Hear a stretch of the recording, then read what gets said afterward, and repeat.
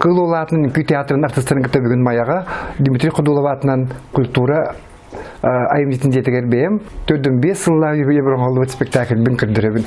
Манна қолуыры мен әтелерін күрдік, мен бет интервьюлар бұттан, мейттен қағыры бұд, телевиденияға тахар бұд передачалардан Ангела Попова сценарий сүріп бұд. Оны қолуыры бұл арты солуға. Қайдақ Бүйетін тұқары, олығын тұқары қаддақ болан таққарын тұғынан кәпсенер спектакль. Мандық сақайлығар аң бастығы дейлер, еті журналистерін бары. Онна қолыбыра персональный артист алтуын сағағардылы сығынаға үнкілдері соқуын бұғытынан юридическа еңеттінен қуақтен өтәлілер.